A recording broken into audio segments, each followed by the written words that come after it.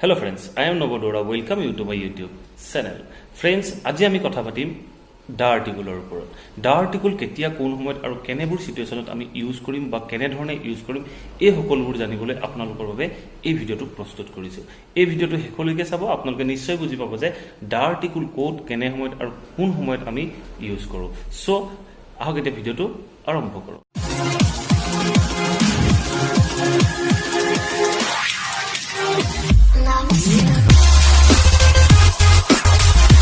ভিডিওটো আৰম্ভ কৰাৰ আগত আপোনালোকে মোৰ চেনেলটো সাবস্ক্ৰাইব কৰি লওক আৰু কাষতে থকা বেল বুটামটো দবাই লওক যাতে আপোনালোকে মোৰ আহিবলগীয়া ভিডিওৰ নটিফিকেশনবোৰ সকলোতকৈ প্ৰথমে পায় আৰু ভিডিওবোৰ সকলোতকৈ প্ৰথমে চাব পাৰে। দা আৰ্টিকল ইউজ কৰাৰ ফাৰ্স্ট কন্ডিশনটো হ'ল যেতিয়া আমি এটা কোনো এটা বস্তু নিৰ্দিষ্ট কৰি দিম বা স্পেসিফিক কৰি দিম, নিৰ্দিষ্টকে দেখাই দিম, তেনে ক্ষেত্ৰত আমি দা আৰ্টিকল ইউজ কৰো। ফৰ এক্সাম্পল হিচাপে আমি ক'ব পাৰো I am going to buy a phone. I am going to buy a phone, ইয়াত আমি এ ফোন বুলি কৈছো, কোনো এটা নিৰ্দিষ্ট ফোনৰ কথা কোৱা নাই। যেতিয়া আমি সেই ফোনটোকে স্পেসিফিক কৰি দিম তেতিয়া আমি ক'ব লাগিব যে I am going to buy the red iPhone. I am going to buy the red iPhone, ইয়াত আমি ফোনটো স্পেসিফিক কৰি দিলো কাৰণ মই এটা ৰঙা আইফোন কিনিবলৈ গৈ আছো। সো আমি ইয়াত দা আৰ্টিকল ইউজ কৰিলো। নেক্সট দা ইউজ কৰা ইম্পৰ্টেন্ট পইণ্ট হ'ল লেংগুৱেজ আৰু আমি খোৱা খাদ্য। আমি খোৱা খাদ্য আৰু লেংগুৱেজৰ ওপৰত আমি কেতিয়াও আৰ্টিকল ইউজ কৰিব নোৱাৰো। এক্সাম্পল হিচাপে আমি ক'ব পাৰো I M fluent in English. I am fluent in English, এইটো কোনো আৰ্টিকল ইউজ হোৱা নাই। আমি দা আৰ্টিকল ইংলিছৰ আগত তেতিয়াহে ইউজ কৰিব পাৰিম যেতিয়া ইংলিছ লেংগুৱেজটো নামৰ পিছত লেংগুৱেজ ৱৰ্ডটো থাকিব। বাক্যটো তেতিয়া এনেধৰণে হ'ব I am fluent in the English language. So আপুনি এতিয়া নিশ্চয় গম পাইছেন ভাষাৰ নামৰ পিছত লেংগুৱেজ ৱৰ্ডটো থাকিব লাগিব। বা আমি নেক্সট এক্সাম্পল হিচাপে আমি ক'ব পাৰো যে আই লাইক দ্য লাঞ্চ শি গেভ আছ। আই লাইক দ্য লাঞ্চ শি গেভ আছ, তাই দিয়া খাদ্যখিনিহে আমাৰ ভাল লাগিছিল, তাই দিয়া লাঞ্চখিনি ভাল লাগিছিলে। আমি স্পেচিফিক কৰি দিলো যে তেখেতে দিয়া বা তাই দিয়া সেইখিনি ভাল লাগিছিলে। সো আমি ইয়াত দা লাঞ্চ ইউজ কৰিলো। দা ব্ৰেকফাষ্ট, দা লাঞ্চ, দা ডিনাৰ আমি যেতিয়া স্পেচিফিক কৰি দিম তেনে ক্ষেত্ৰতে আমি দা ইউজ কৰিব পাৰো। The next important point to hold uncountable noun আগত আমি কেতিয়াও a and the article use কৰিব নোৱাৰো। আমি কিছু কিছু ক্ষেত্ৰত দেখো a cup of tea, a glass of water. A cup of tea, a glass of water ক'বলৈ যাওঁতে আমি কাপ আৰু গ্লাছ ৱৰ্ড দুটাৰ হেল্প ল'বলগীয়া হ'ল।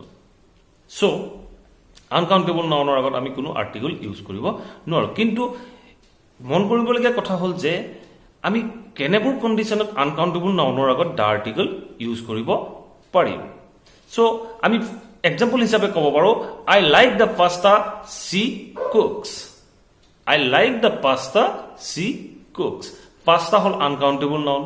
সো পাস্তাৰ আগত আমি দা লগালো কিয়নো আমি সেই পাস্তাখিনি স্পেচিফিক কৰি দিছো। আই লাইক দ্য পাস্তা শি কুকছ, তাই বনোৱা পাস্তাখিনিহে মই ভাল পাওঁ, সেইটো ক'বলৈ যাওঁতে আমি দা ইউজ কৰিলো। নলেজ, লাভ, অনেষ্টি এইখিনি হ'ল আপোনাৰ আনকাউণ্টেবল নাউন। ইহঁতৰ আগত কেতিয়াও দা আৰ্টিকল ইউজ নহয়। আনকাউণ্টেবল নাউনৰ ই হ'ল এবষ্ট্ৰেক্ট নাউন। সো আমি দা আৰ্টিকল ইউজ কৰিব নোৱাৰো। সো আমি কিছু কিছু ক্ষেত্ৰত এনেধৰণে ক'ব পাৰো the knowledge he has is not enough for appear the exam. The knowledge he has is not enough for appear the exam. এনে ক্ষেত্ৰত বা এনেধৰণৰ বাক্য আমি যেতিয়া কম তেতিয়াহে আমি দা আৰ্টিকল ইউজ কৰিব পাৰো। নেক্সট আমাৰ ইম্পৰ্টেণ্ট পইণ্টটো হ'ল যে আপুনি যেতিয়া কাৰোবাক চিনি পায়, আপুনি চিনি পোৱা হ'ব লাগিব, আপুনি ভালকৈ জনা হ'ব লাগিব, তেনে ক্ষেত্ৰত আমি দা আৰ্টিকল ইউজ কৰিব পাৰো। ফৰ এক্সাম্পল হিচাপে আমি ক'ব পাৰো the boy wants to be a doctor. The boy wants to be a doctor, আপুনি ল'ৰাজন চিনি পাব লাগিব, তেতিয়াহে আপুনি ক'ব পাৰিব যে the boy wants to be a doctor. বা ছোৱালীজনী যিজনে নাৰ্ছ হ'ব বিচাৰে, the girl she wants to be a doctor, আমি তেনেধৰণে ক'ব পাৰো। অন্য এটা এক্সাম্পল আমি ক'ব পাৰো this is the watch I was looking for. This is the watch, এইটোৱে সেই ঘড়ীটো যিটো মই তেতিয়াৰ পৰা বিচাৰি আছিলো। এনে ক্ষেত্ৰত আমি দ্য ৱাচ ইউজ কৰিব পাৰো।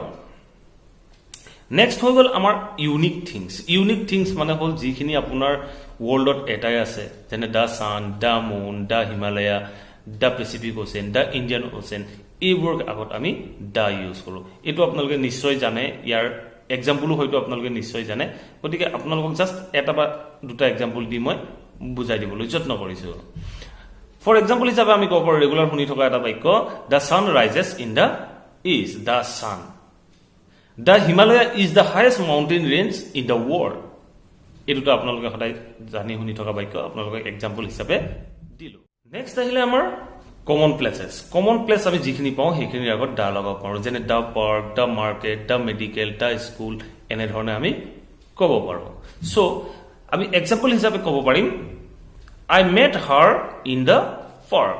I met her in the park. So, park hol common place. So, আমি parkৰ আগত the use কৰিলো. So, আমি এটা ক'ব আৰু common বস্তুৰ আগতো আমি the use কৰিব পাৰোঁ। যেনে আমি ক'ব পাৰোঁ he reached the newspaper in the morning. He reached the newspaper in the morning. The newspaper আমি কোনো ইয়াত নিৰ্দিষ্ট নিউজপেপাৰৰ কথা কোৱা নাই আমি কৈছো যে he reached the newspaper in the morning. বা আমি নেক্সট এক্সাম্পল হিচাপে ক'ব পাৰো she was at the movie with her friends she was at the movie with her friends movie য'ত চলে সিনেমা হল এটা কমন প্লেচ হয় সো কমন প্লেচৰ আগত আমি দা লগালো এটা কথা মনত ৰাখিব যেতিয়া আপুনি টিভিত কিবা এটা চাই থকা বুজায় তেতিয়া আপুনি কেতিয়াও দা লগাব নোৱাৰে তাৰ আগত হলে অন লগাব লাগিব আপুনি ক'ব পাৰিব যে I was watching a documentary on TV but not on the TV সদায় মনত ৰাখিব এটা ইংৰাজীৰ বহুত ডাঙৰ নিয়ম নেক্সট দা ইউজ কৰা ইম্পৰ্টেন্ট পইণ্টটো হ'ল টাইম পিৰিয়ডৰ আগত আমি দা ইউজ কৰিব পাৰোঁ যেনে আমি এক্সাম্পলৰ সৈতে চালে ভালকে বুজি পাম আমি ক'ব পাৰিম যে I hate getting up in the early morning I hate getting up in the early morning মই ৰাতিপুৱা শুই উঠাটো খুব বেয়া পাওঁ in the early morning Next example to whole, my friend got married the day before yesterday. My friend got married the day before yesterday. মানে আমি day before yesterday আগত da use কৰিলো. Day before yesterday হল এটা time period.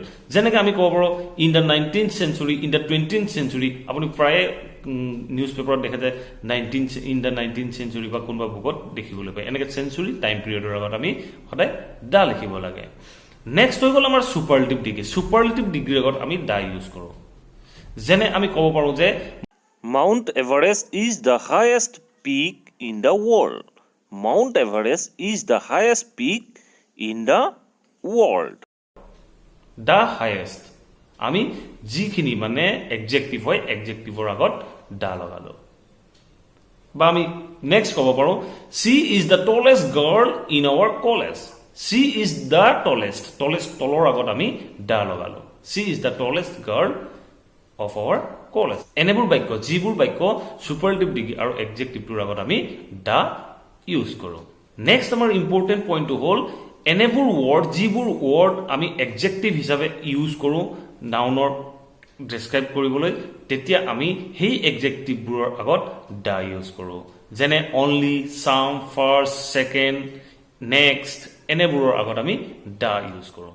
Example চাই ল'লে আপুনি ভালকৈ first এক্সাম্পলটো আমি ক'ব পাৰোঁ Jawaharlal Nehru was the first prime minister of independent India second এক্সাম্পলটো আমি ক'ব পাৰিম when is the next cricket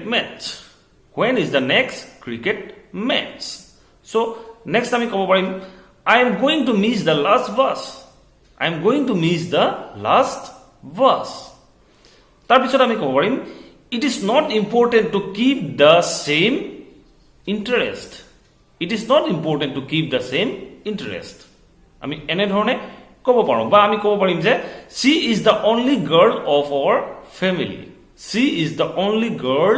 our family the only the next আমি এনে ধৰণে ইউজ কৰিলো এতিয়া হয়তো আপোনালোকে নিশ্চয় বুজি পাইছে দা আমি কেনে ক্ষেত্ৰত কেনে ধৰণে ইউজ কৰিব পাৰোঁ প্লেচ নেমৰ আগতো আমি দা ইউজ কৰিব পাৰোঁ প্লেচ নেম মানে আমি কাণ্ট্ৰিৰ নামৰ আগত ইন জেনেৰেল দা ইউজ কৰিব নোৱাৰো আমি কেতিয়াও ক'ব নোৱাৰো যে দা ইণ্ডিয়া দা নেপাল এনেকৈ কোৱাটো আমাৰ ভুল হয় কিন্তু আমি কিছু ক্ষেত্ৰত the United State of America the United Kingdom এনে ধৰণে আমি ক'ব পাৰোঁ বা ঠাইৰ নাম যেনে the Sahara desert the Thar desert বা আমি ক'ব পাৰোঁ in the Himalaya mountain range আমি এনেধৰণে ক'ব পাৰোঁ এনেধৰণে যে ঠাইৰ নামৰ আগত প্লেছৰ নামৰ আগত আমি দা ইউজ কৰোঁ কিন্তু ইন জেনেৰেলি আপুনি দা ইউজ কৰিব নোৱাৰে আৰু লাষ্ট ইম্পৰ্টেণ্ট পইণ্টটো হ'ল আমি যেতিয়া কোনো এটা বস্তু জেনেৰেলাইজ কৰোঁ জেনেৰেলাইজ আপোনালোকে নিশ্চয় বুজি পাইছে কেনেধৰণে জেনেৰেলাইজ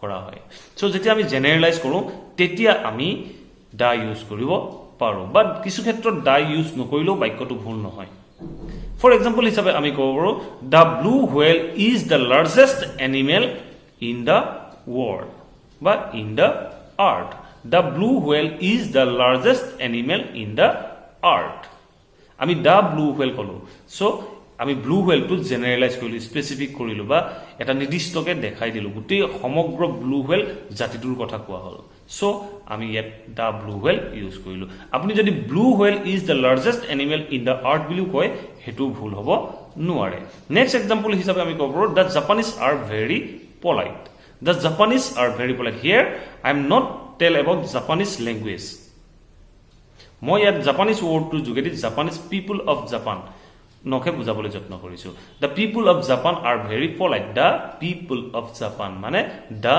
জাপানিজ আপোনালোকে হয়তো নিশ্চয় বুজি পালে এতিয়া কেনেধৰণে আমি দা ইউজ কৰিলোঁ আশা কৰোঁ আপোনালোকে ভিডিঅ'টো ভাল পালে যদি অলপ হ'লেও ভিডিঅ'টো ভাল পালে দেন প্লিজ লাইক কৰিব শ্বেয়াৰ কৰিব আৰু কমেণ্ট কৰিব আৰু যদি চেনেলটো এতিয়াও ছাবস্ক্ৰাইব কৰা নাই প্লিজ ছাবস্ক্ৰাইব কৰি ৰাখক আৰু কাষত থকা বেল বুটামটো দবাই ৰাখক যাতে মোৰ নটিফিকেশ্যনবোৰ আপোনালোকে পাই থাকে আৰু যদি আপোনালোকৰ বুজি পোৱাত কিবা অসুবিধা হ'ল then let me know' in the comment box মই অন্য এটা ভিডিঅ'ত তাৰ বিষয়ে ক'বলৈ যত্ন কৰিম থেংক ইউ ফৰ ৱাচিং দ্য ভিডিঅ'